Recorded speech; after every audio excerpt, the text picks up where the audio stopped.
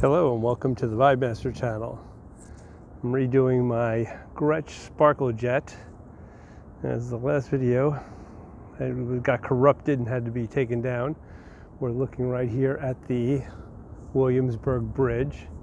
And right on the other side of that, and you can barely see it, is Broadway building number 90, where Gretsch guitars were originally made back in the day, until they moved to after Baldwin bought them. And what I have here today is this reissue, limited edition, 1968 Gretsch Champagne Sparkle Jet. Now, I've gotten some mixed reports about how many of these were actually made, but apparently it was a limited run of about 19 done for a Brooklyn store called Street Sounds NYC. Champagne Sparkle. It's actually semi-hollow guitar, original Bigsby, roller bridge, TV Jones Supertron pickups, your capacitor switch and your pickup selector. They've tried to recreate the Baldwin era knobs, your standby switch, ebony fingerboard, neoclassic inlays, and Waverly tuners, zero nut. The interesting thing is that internally, I will not show you because I'm not taking the back off, they've actually reproduced the original electronics, where they use switchcraft switches, central lab pots, belt and cable. They even have big oil can capacitors, just like the old Gretsch would have. It's pretty amazing. Now, as it being a 68 reissue, they use the Supertron style pickups made by TV Jones. Supertrons are definitely an interesting choice for pickup.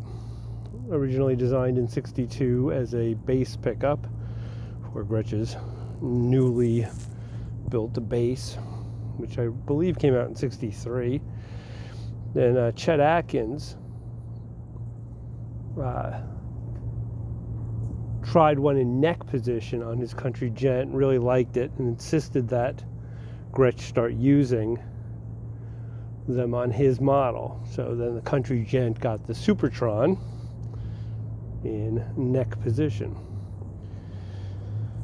And I'm sure they overbuilt how many they had in stock. So around '67, they put them in the Viking, the newly built Viking guitar, and the Astro Jet, and then they also moved them to the regular Jet line. And I guess they still had a lot more stock left, so they started using them really in place of the Hylotron in sort of their quote-unquote more budget model guitars, or jobber guitars, you know, where a company would want a Gretsch guitar that would be all their own, like Sam Goody's or one of those companies, and they would use the Supertron in place of the Hylotron. Now, I'm not sure if they had complaints back then that the Supertrons kind of lacked brilliance, so they started adding a treble booster. Now, this reissue, of course, does not have the treble booster. If this was a real 68, it would have a treble booster. So I don't know if the TV Jones kind of replicate more of the sound of a Filtertron than an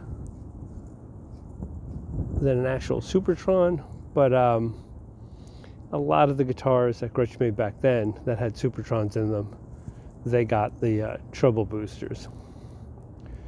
Now, I got to tell you, this is a remarkably good guitar. It's made so well, and it's so accurate. Their attention to detail is just ridiculous. I'm going to be doing a sound video of this guitar, hopefully next week. Even right down to the paperwork. All the paperwork that comes with it is basically the same paperwork you would have gotten with a Gretsch back in the day, even with the Gretsch OK card. Funny thing is they actually have a little brochure for the filter tron, even though the guitar has super trons.